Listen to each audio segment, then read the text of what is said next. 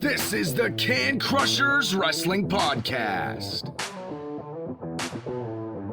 The following contest is scheduled for one fall. Let's go nuts! It's Jimmy Nuts! Drive out with a car! With your hosts, Mark Martinez. Remember, just because you're trash doesn't mean you can't do great things. And the English Professor. It's called a garbage can, not a garbage cannot. Hey, this is former WWE superstar Duke, the Dumpster Drosy, and you are listening to the Can Crushers Podcast. And welcome back to another Can Crusher Spotlight. I'm your host, Mark Martinez. Guys, I hope this podcast finds you well. I hope everybody that is supposed to be staying at home, and just completely fighting off of this pandemic. You hear us all the time, bring it up over and over and over, and it's something that it's here, folks. It's here, it's in our face. Just please, let's flatten this curve so we can get events back. We can go back to wrestling and baseball and rock concerts and go and have a beer at a bar. How about that? After work, I'd love to stop and have a beer at a bar. You would too. Again, guys, it's a spotlight time. You know I love these interviews that we set up and we talk to wrestlers from all over. And I'm going to say this ahead of time early today. If you know somebody that wants to be interviewed, or you want us to interview, or you'd like us to hear a little bit more about, reach out to them. Tell them, hey, go on Can Crushers. They're cool. They'll interview you. Let's hear about your life if you're afraid to ask the questions. Reach out to us and say, hey, Can Crushers, reach out to so-and-so. I've tagged you. Just hook us up. Really hook us up. I'll reach out to them and we'll set something up and we'll have a rockin' good time. A rockin' good time. Wow, settle down, Mark. I don't know what you're talking about there. But my guest today, I met a few years ago at an event close around to home, and a youngster in the business, but he has that something. You have that it factor that you see the passion and everything, and now he's the Code Red champion. I'm talking about the future of reality, Trevor Gage. We get into a lot of stuff. We really do. So no more gabbing. Let's just tell you about our favorite sponsor. It's Can Crushers. No, we're Can Crushers, Mark. You can tell I've had that type of day. It is Collar and Elbow. Collar and Elbow, they make hats, hoodies, tees. They're completely amazing. I'm rocking my Macho Man one right now that has Head and Al Snow in the sunglasses. You hear us over and over again how comfortably these shirts are, and they're stylish. They really are. Once this snow leaves us, I can't wait to be rocking these outside again with the rocking. Something's up that I'm rocking way too much today. I don't know what it is. But nonetheless, check out collarandelbow.com. And when you go to checkout, after buying some sweets, hats, hoodies, tees, whatever you're going to buy, make sure you type in the promo code Can Crushers. All one word, capital C in Can, capital C in Crushers, and you'll get an extra 10% off. All right, enough of me rambling. Right after you hear from Al Snow, you're going to hear from the future of reality, Trevor Gage. Wrestling, a love and a passion we all share. I've started a wrestling brand, the wrestling brand. A brand founded on the aspects of wrestling. Two entities working together to create a product that connect emotionally for people everywhere. Collar and Elbow is the brand. Passion and love for wrestling is the drive. I am Al Snow, and this is Collar and Elbow, the wrestling brand.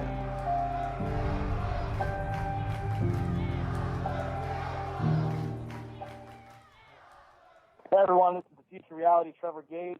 You're listening to the Can Crushers podcast. And welcome back to Can Crushers, guys. I just want to dive right into this spotlight today. He is somebody who I've seen a few years back, but I've watched him grow over and over and over again. You know that he's the future of reality. He is the Code Red Wrestling Heavyweight Champion. Welcome to the show, Trevor Gage. What's up, man? How you doing? Thanks for having me. Doing well. How's everything going in your neck of the woods right now? Before we get into wrestling, how's everything going? It's currently snowing right now, actually, where I'm at, believe it or not. The whole quarantine thing with the coronavirus going on right now, it sucks for a lot of people. So, I'm kind of in the same boat. I'm not able to work right now, I'm not able to wrestle. So, pretty much in the same boat that a lot of people are in right now. Yeah, I actually, as you said that, I opened the window at the studio, and yeah, it's snowing up here. We're both in Pennsylvania. Pennsylvania's weather really sucks. It really does. Yeah, I'm hoping that this shit's going to pass by soon. I'm just as well as everybody else is. I want to get back to having shows, and, I want to get back to putting some work in and stuff, but, doing what I can now, putting in the work in not technically the gym, my gym in my house, and just trying to grow better as I can, as much as I can, doing what I can with what I got right now, actually. Yeah, and you brought up the coronavirus. I was going to bring that up. Besides wrestling, it's actually hit your family pretty hard because, actually, I'll let you tell the story. You haven't seen a family member in months now, correct? Correct, yes, that is correct. It's my grandmother. She has Alzheimer's and dementia, so she's been in a nursing home for about 2.5 years now, and I was always really close growing up with my grandma, so just like anywhere else, gyms, grocery stores, everywhere, it's closed right now, so it's been the best lookout for them, so they don't get sick, and I understand, what's going on, but, it does suck, Yeah, how many shows, before we dive into this, how many shows have you personally had canceled? We're about a month and a half into this in our neck of the woods. How many shows have you had canceled so far? I've had probably 10, 11, or 12. I know this month in April was very busy for me. I had about 8 or 9 shows just in this month. I was actually supposed to put on my own show with another guy, and that was supposed to be Super Kick Suicide, where all the proceeds were going to go to the American Suicide Foundation, but that ended up getting canceled, just like everything else got canceled.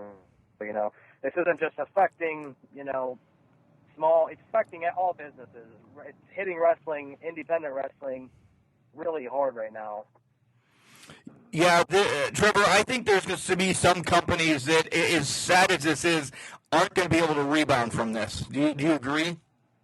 Yeah, I was actually talking to a buddy the other day about that, and I agree with that in the whole, actually. And I also have a feeling there's going to be a lot of guys that aren't going to want to come back after this, in my opinion. You get in a hole for a couple months where you don't wrestle, you don't perform, and that's not how I feel, but I have a feeling there's a lot of guys that feel, this way, not wrestling, not working for a couple months, and they just fall out of it, and, they're just going to call it quits. I hope that's not the truth, but I have a feeling that that's going to be the reality in a lot of people's careers. Yeah, I wholeheartedly agree with you. So besides like doing the home gym and stuff, are you currently employed 9 to 5 somewhere else, or are you just really, shacking up at home playing video games or something? My shoot job, I work for a delivery company, so that's my Monday through Friday job, as I like to call it. So, I do have a source of income, but, wrestling was also another source of income, and that obviously is my first love and my number one job. I don't for anything else. Let's dive into your first love, which is pro wrestling. Well, let's go to the way back, which isn't that far for you, but nonetheless, who introduced you to this business that we so love right now? You see, my dad actually introduced me to it when I was a young kid. So I grew up watching it, and my cousin Scott Theron, but he actually has been wrestling since I want to say 2008ish or 9ish. But he actually introduced me to independent wrestling, and that's when I started going to shows as a kid for that. And that's how I fell in I fell in love with indie wrestling, and I got involved in that. So your first love wasn't WWE or, WCW or anything. That's shocking because you don't hear that a lot, that indie wrestling stole your heart first. Like I said, I grew up on, I watched WWE and everything, and I was into it, but I really didn't, get that bug and get that love for wrestling until I, started attending the local shows, and I realized, this is something that I can really do. And who are some of your favorites growing up? You can say some indie wrestlers, some of your WWE favorites. Who were they? My WWE favorites, I'm very vocal on this, and a lot of people don't, appreciate me saying Eddie Guerrero, Dean Malenko, Rey Mysterio, a lot of these guys. Those were WWE guys that I grew up on, and I emulate, and I've studied, and I grew up loving them and watching. Yeah, I agree. Have you watched The Dark Side? This is completely off topic now. You've watched The Dark Sides, right? I have watched I've watched all of them, actually. I watched the Chris Benoit one probably about 3 or 4 times. That is such a heart-wrenching one to watch. I'm glad they split it up into 2 episodes because I couldn't watch them back to back in one night. It's so rough. It's very hard to watch, especially like I said, you grow up watching somebody and loving them and you're inspired by this guy and these people, and then something like that happens, and I've always been, still to this day, I'm not sure what I believe happened, and I don't think anybody really knows what happened. So that documentary really, I don't want to say sealed the deal and closed the case, but it gave a lot of answers to a lot of the questions that I had, and the ending to it was my favorite part. I agree. I was going to bring that up. Having the family members come back together is, I know we all love stories like that, but that's a true story. This isn't The Notebook or anything that we see as a movie. This is real life, and that's what broke my heart. Absolutely. That's what I said I love the most about it. I've actually followed Chris's son David on Instagram and talked to him on a few occasions on Instagram. He's a really nice guy. I never gotten the chance to meet him. Hopefully one day, I'll get the chance to meet him and talk to him in person. But that's why, it angers me a lot when people talk down about his father, because it's not this guy's fault what happened. He's just an innocent guy. He was affected by this more than anybody else. So to see people, I don't want to say shit talk, but to put him down, and it's messed up in my opinion. Yeah, I agree. So we know you loved wrestling as a kid, and you kind of inspired to be Chris and Eddie and Dean and everything. But what was that deciding factor? We all love it, but what was the factor that said, "Hey, I'm doing this, son of a bitch"? You see, when I would go to local indie shows, I realized, like I said, obviously the first thing, this is something that I could eventually do. And something about it was, whenever I would go to wrestling shows, whether it be WWE, mostly indie shows, we have the ability, or they have the ability in that time, to make you forget about, whatever's going on in your life, even if it's for just zone in. That might be music for some people. That might be, I don't know, art for some people. That's what wrestling was for me. That was an escape. It still is an escape to this day. Anytime I feel lost or upset or sad or angry, I can go and I can watch my matches. I can go watch any kind of wrestling, and I zone out. So that's, when wrestling had the ability to give me an escape, that's what I realized I wanted to do this. Yeah, for sure. I echo that 100%. About 7 months ago, I lost my mom, and I'm in and out of, depression, anxiety, whatever. But when I bring to the podcast back the life of talking wrestling and everything, it just my juices are flowing again. I love talking to you guys, and you kind of have same story, right? With another family member. Yep, indeed. I know all about anxiety, depression. For a long time, that's why I'm very vocal. Trevor Gage in the ring is a completely different, side of me in real life. I will tell fans, I'll tell people, if you're having an issue in your life, if you're having a problem, you can reach out to me. I have my brother. I lost my brother 2 years ago. He ended up, he took his own life, suicide. I had a best friend 4 or 5, well, I guess as long as that, 6 or 7 years ago. He took his own life, so I'm very very close to that subject. But throughout the years, I became able to talk about it. People were usually really careful when they talk about suicide or depression or anything, and I'm open to talking about it. I'm completely fine with talking about it. And that's we were in the midst of putting on a show this April, Super Kick the Suicide, to raise some money for this cause, and unfortunately the current goings in the world affected that, but we were still going to have the show. I'm just not sure when that's going to happen yet. But I'm very very vocal and very open to talking about depression and suicide and all that. Yeah, and I'm glad you still have it in the back burner that you want to do this show.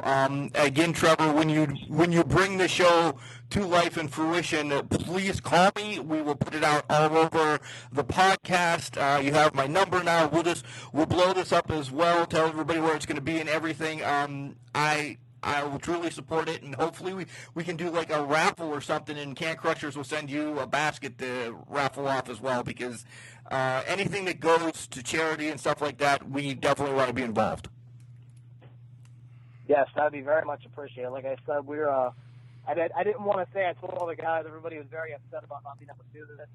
Our original plan was to have the show, but not have a live audience, and then this coronavirus just got worse and it exploded more, and I said, you know what, we're not going to do this, and we're not going to have a live crowd. I want to be able to raise money. I want to be able to do this so people can enjoy it. So that's why I decided the best thing to do was just put it on delay and, hopefully shoot for June or July sometime. Hopefully this stuff's all cleared up, Yeah, I'd like to say June or July, but every time I happen to look across the TV and my wife's watching it, it just makes me sicker and sicker, because I don't know, sometimes I think it might not be for a long time, but when you do decide to do it, we're there for you, buddy. Yeah, I appreciate that more than anything. So let's talk about, we talked about why you got into wrestling, and let's talk about your trainers, because we always love giving props to your trainers, because without them, you were not Trevor Gage. You added to it, but they showed you the ropes, so to speak. Who are your trainers? My original trainer, I trained with Vicious Outcast Wrestling. My trainer there was Ryan Rain, and he would have Ashton Amherst actually come in sometimes, and he would help with the training as well. And DOW actually closed their doors in 2017. Oh, I didn't know that. I actually saw you first at Asylum Pro Wrestling. You did a show with them, and then you quickly went over to Code Red and just ran roughshod with Flex Federation and just beat the shit out of everybody. And now you're the heavyweight champion there. What was the transition like that from POW to Asylum to King of the Mountain at Code Red? Well, POW was a deathmatch company, actually. I don't know if anybody's familiar with them or not. Like I said, they closed their doors in 2017. Not only with POW, but they bring in a lot of guys from CZW, Combat Zone Wrestling. And I actually went down to Delaware a few times for CZW shows, and seeing that was absolute chaos, the stuff that they would do and the stuff these guys would do. And I would actually make a lot of the weapons for these matches and stuff. So transitioning from company like VOW and being around a company like CZW and going to other just regular, indie companies, it was a big transition because it was different people, it was a different environment. But to actually go back with Shay too, one of my first matches was with Shay's first company, Off the Chains Wrestling, I believe it was called. Yep. I wrestled for Shay. It was in West Virginia. I want to say beginning of 2017. Some part of West Virginia. So I've known Shay for a long time as well. I felt like I wasn't getting the opportunity to prove what I was capable of with Asylum. And Phil gave me the ball. Fleck gave me the ball in Code Red, and I did what I could, and I ran with it. Yeah, you really did. The one thing that Trevor, you are so much better.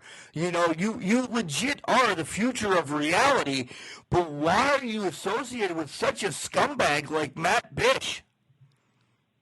You see, me and Matt have a lot of, we have a hate love relationship type thing. I don't agree with a lot of things that he's done. I don't agree with a lot of things that he does. You know, he said. At the end of the day, Matt's my back, and he has led me to my first ever championship. That was before I won the Code Red Heavyweight Championship, so I can't hate too much on Matt Bish. I can, and I will continue to throw him under the bus each and every time I have the opportunity because, as I said, you are better than him. You can win the match without cheating. I understand you love to lie, cheat, and steal Eddie Guerrero, but maybe get a good-looking doll to be next to you because that's definitely what you need. You need more of a valet instead of a... Yeah, that's why, you know, I got, he wasn't too happy at the last Asylum show when I went out and I said, you know, I say a lot of things that a lot of people don't like, but, you know, that's the whole point of me, the future reality. I tell people the reality of the truth, and a lot of people can't handle that. And I gave Matt a little dose of reality last show, and I said, you know, I didn't need a steel cage to make me relevant. I can have a match, a wrestling match, and be relevant. I didn't need Matt Bish by my side to make me relevant. So, you know, that still stands true. I don't need somebody by my side, but when Matt is by my side, I can't complain. And last year you also won Wrestler of the Year. You got a pretty sweet belt for that. Talk about, that's a pretty big accomplishment. Talk about that a little bit. When I won Wrestler of the Year, it was kind of a shock because that was only my second year in the business. So for the longest time, I didn't feel like I deserved it in a way. But, you know, I look back and I had all these people look at me and said, you know, you've worked your ass off, you've traveled, you've came back from, you know, real life situations and tragedies, and you continue to put the work in. So I look at it in that way, and it's a huge honor because, you know, the independent scene is full of stars and future people that you're going to see on TV one day. So it was honestly an honor to have that, you know, that name. Yeah. Do you kind of pride yourself for winning that for you and your brother? I do. Any championship that I've won, I dedicate to my brother or to anybody that's lost anyone to mental health or suicide or anything. At the end of the day, in the ring, you know, people might look at me like I'm a douchebag or I'm a bad guy, but, you know, in real life, at the end of the day, if anybody ever needs, you know, somebody to talk to, if it's a complete stranger or not, you know, I'm always there. Yeah, you know what? And that's a great way to live your life. I mean, I hope everybody's learning that through this pandemic that we're having right now. Good guys, bad guys, whatever we see on TV or in the ring, let me tell you, I could reach out to a handful of, you know, heels, as I put my air quotes, and they're going to have my back. So you guys are great. We love you for that. I appreciate that. You've also had some killer battles. Last wrestling question for a minute. You've had some killer battles with Shadow the Clown all over, from Pennsylvania to West Virginia to who the hell else knows. Why is he always a thorn in your side?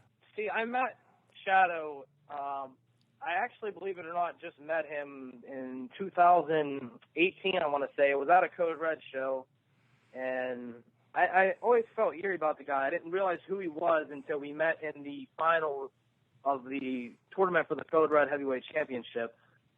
And we had this ongoing battle in Elmore, West Virginia for this title, and he just kept on coming back and back. And I went to Fleck at one point, and I was like, I have nothing left to prove against this guy. You know, I've beaten him. We did Last Man Standing. We did Iron Man. We did a hardcore match.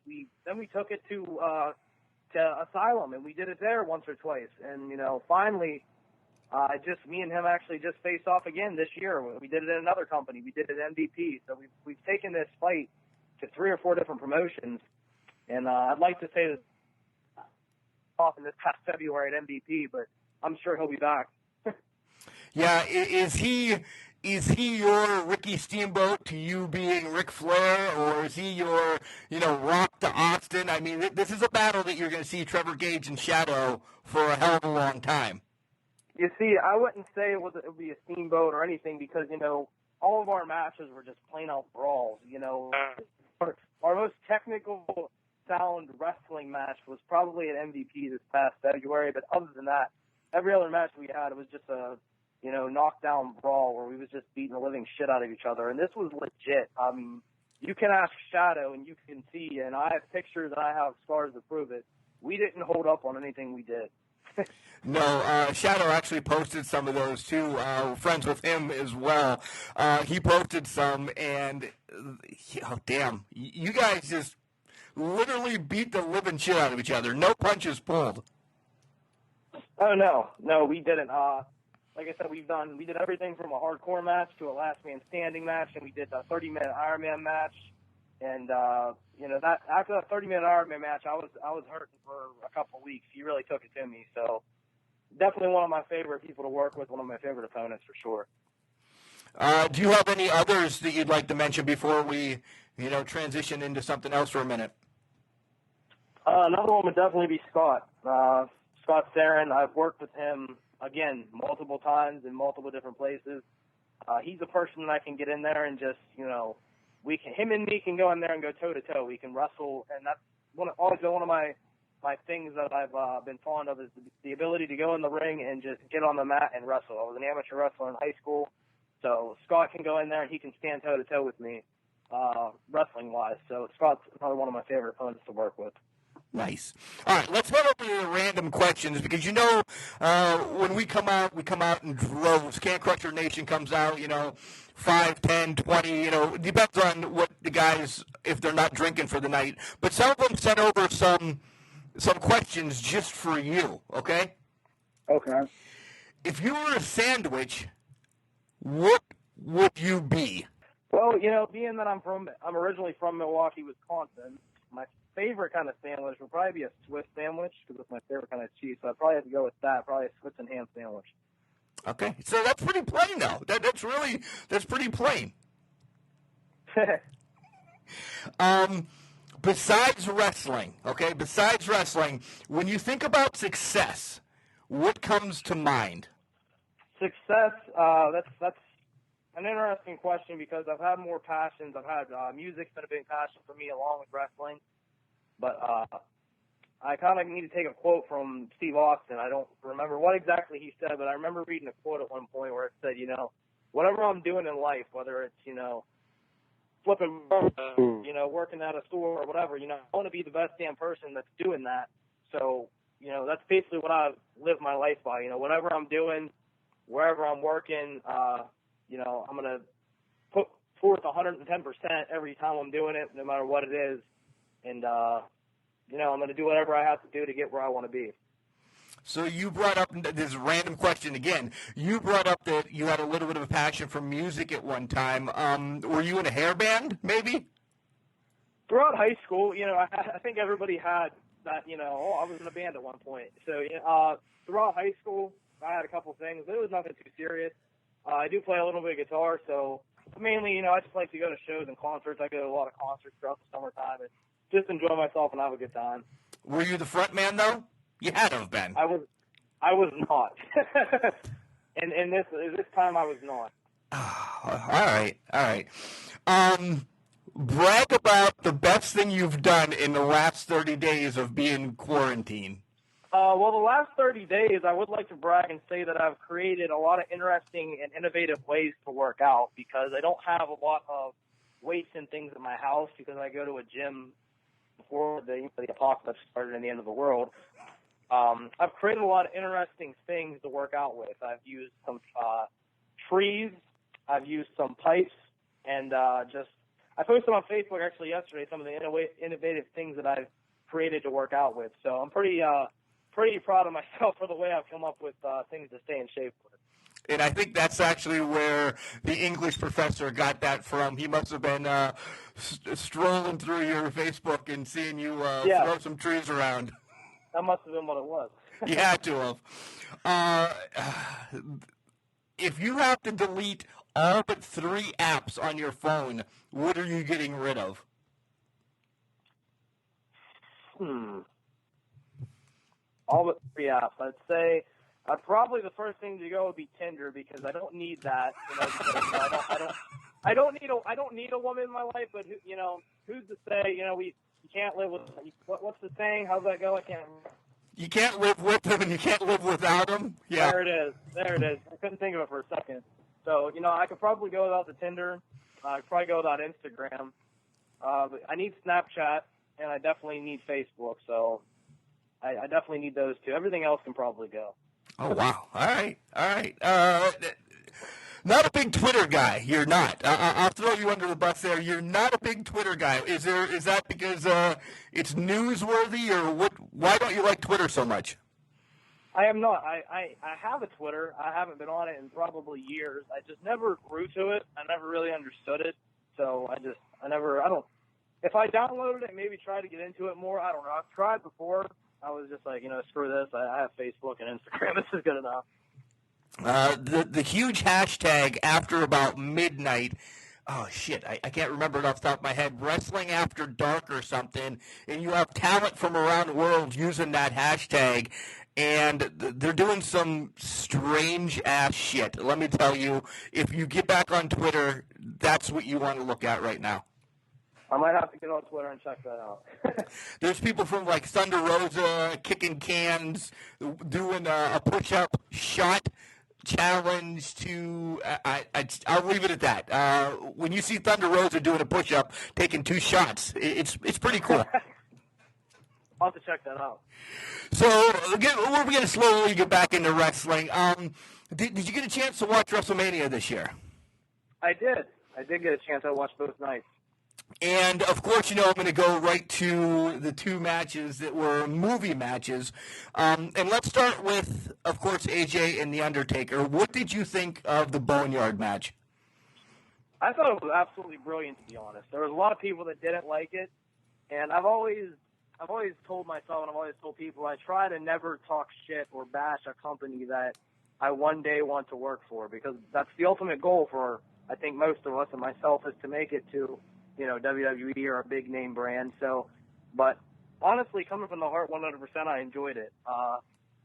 It was different, it was innovative, and they did whatever they could with the little that they had, without there being fans or whatever. And I think they totally knocked it out the park.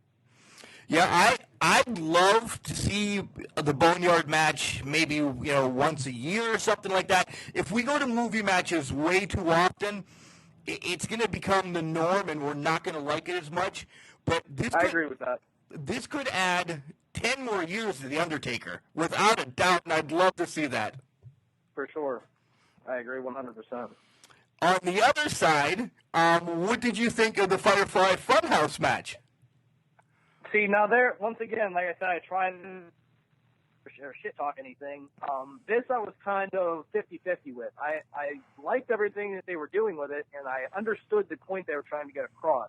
However, I thought that maybe this was more of something that you show on SmackDown or Raw leading up to WrestleMania, or maybe something you show before WrestleMania, and then it leads into an actual match.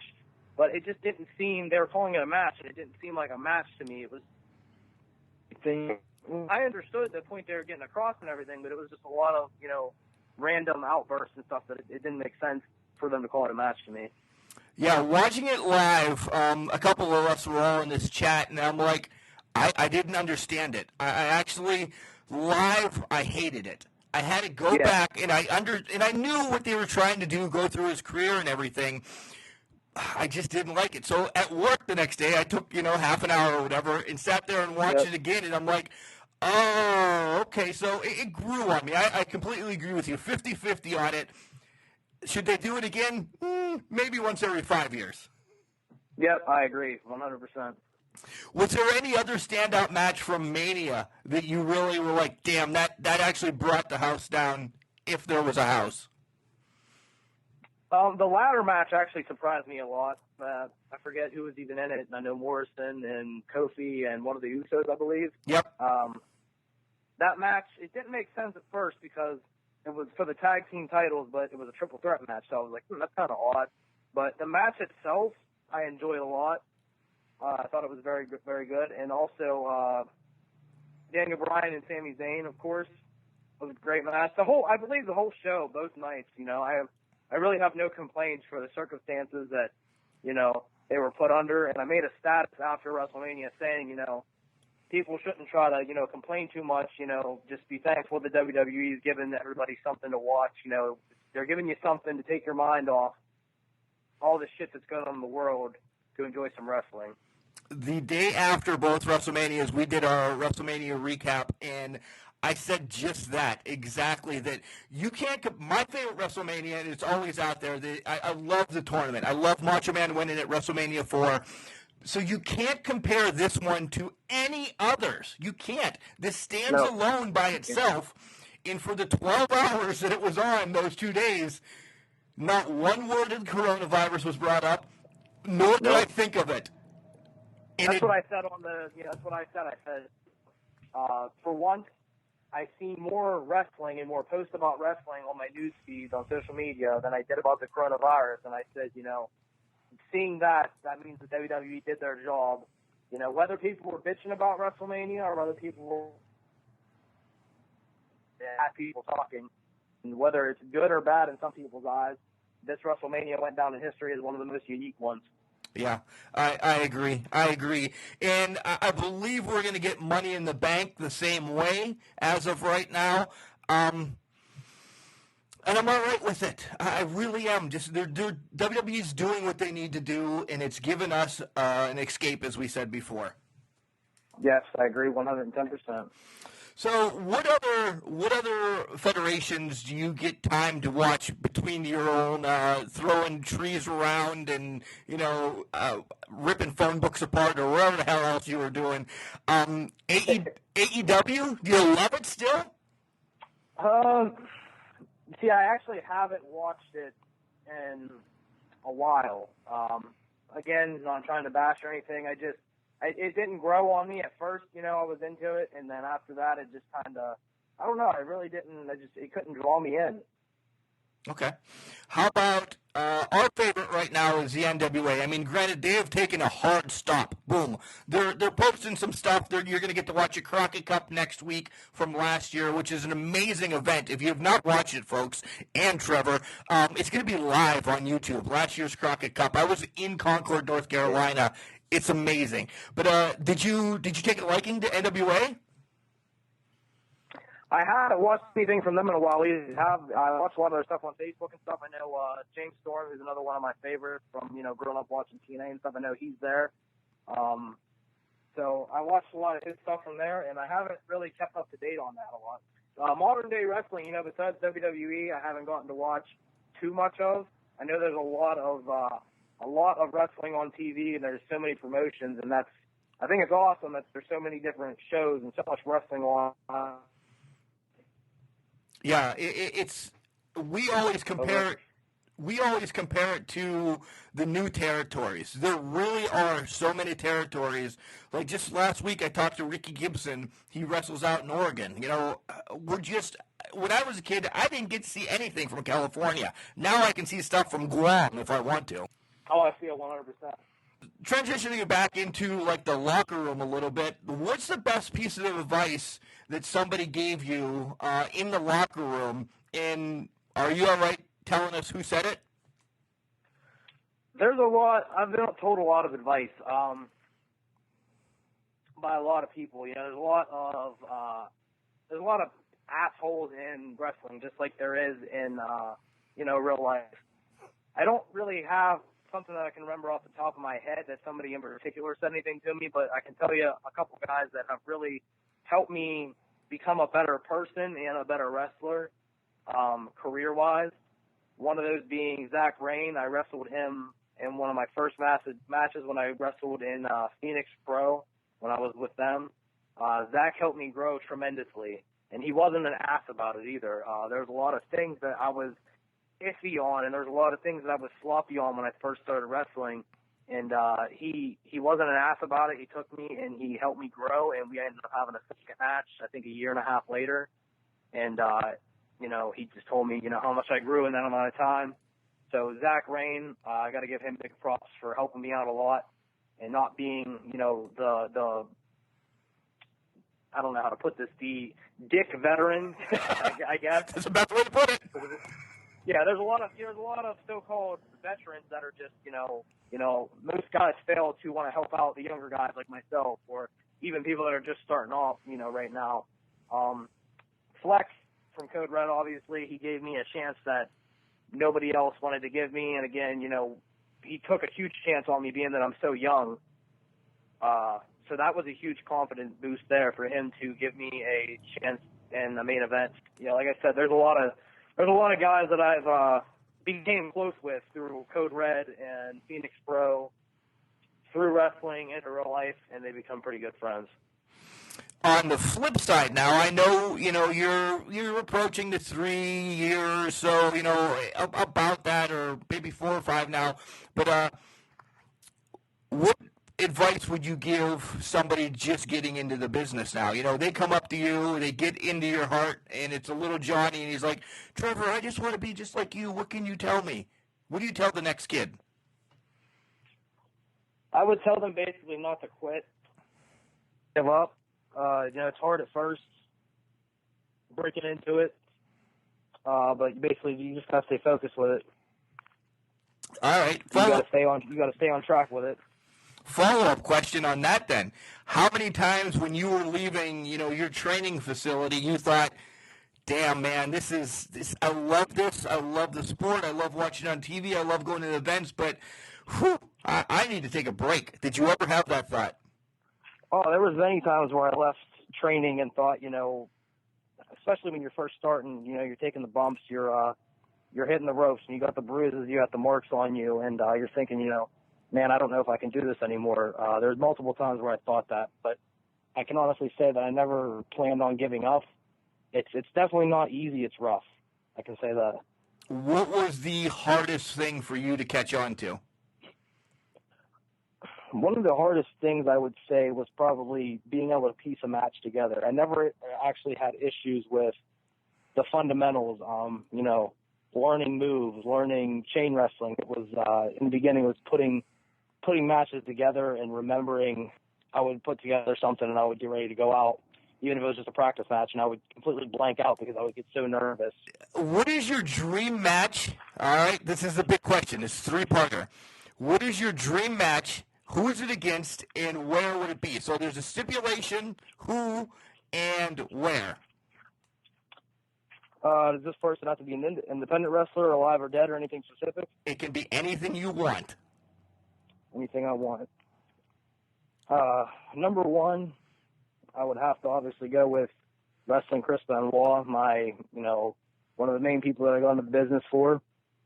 And that match would, honest to God, be a plain out regular wrestling match. I wouldn't add any stipulation to it. I would just want to get in there and go toe-to-toe wrestling. And now the city. Would you want it to be in Calgary? Would you want it to be, Los Angeles, Clearfield, Ridgeway? Where do you want to have this match? I would like to have that in my hometown, Milwaukee. Okay. I figured. That was just a setup. Finally, before we get to you giving out props of yourself, who is on your Mount Rushmore? Top 4? Top 4. Let's give that some thought for a second. My top 4 on Mount Rushmore would be Chris Benoit, Eddie Guerrero, Hulk Hogan, and John Cena. That's nice. I like that. I like that you got your favorites, and then you go back to the 80s, and then you have the 90s, 2000 eras. I see where you went there. That it really is good. From every era in there.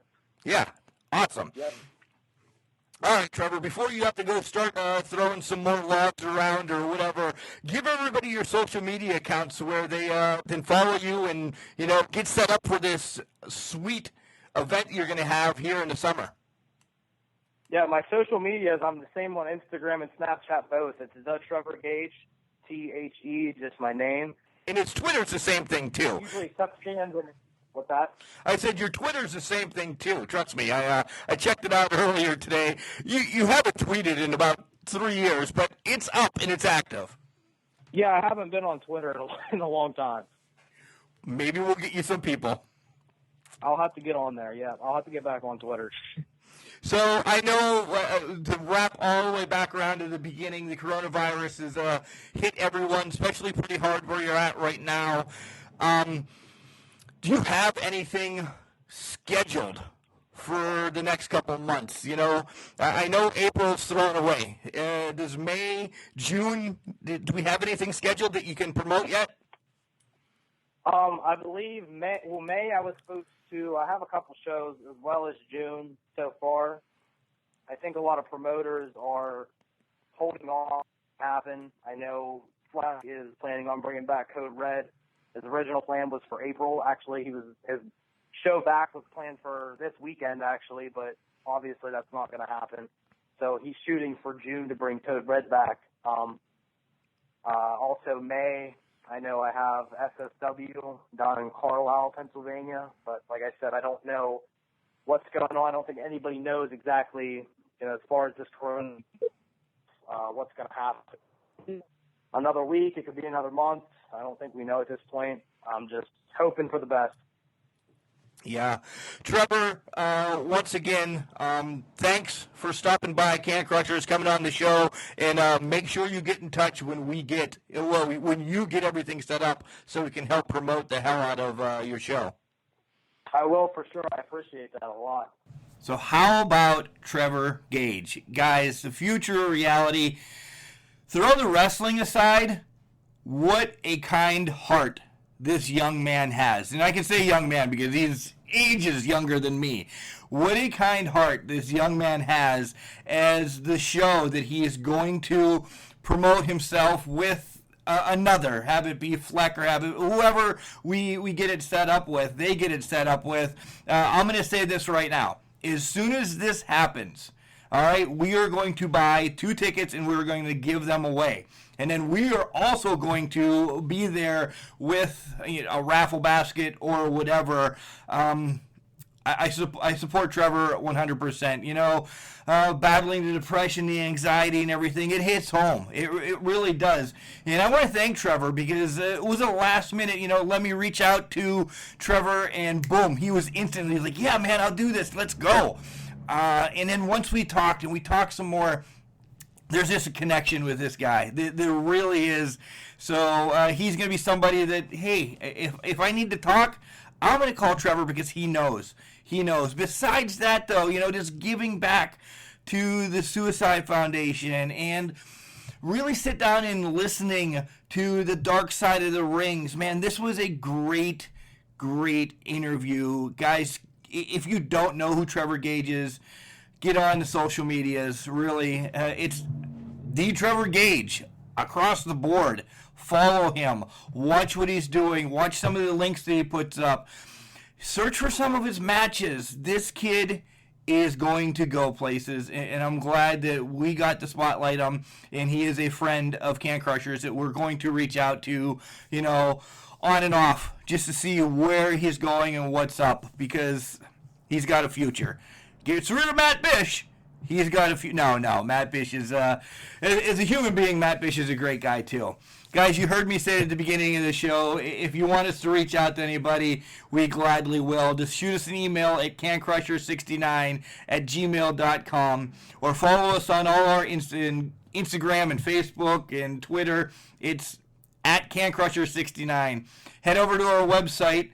It's cancrusher69.wixsite.com/cancrushers. All our interviews are linked there. You can find us on Spotify, iHeartRadio, iTunes, Google Play, Stitcher, Boxcast, Overcast. There's about 150 of them. You notice we stopped naming them all. We just say, if you have a favorite podcast outlet, we're on it. Just search us up and you'll be able to listen. So, once again, Trevor, thank you for coming on the show. And I hope everybody continues to be healthy. Wash your hands, stay home. But for the most part, remember, just because you're trash doesn't mean you can't do great things. It's called a garbage can, not a garbage cannot. See you this weekend, guys.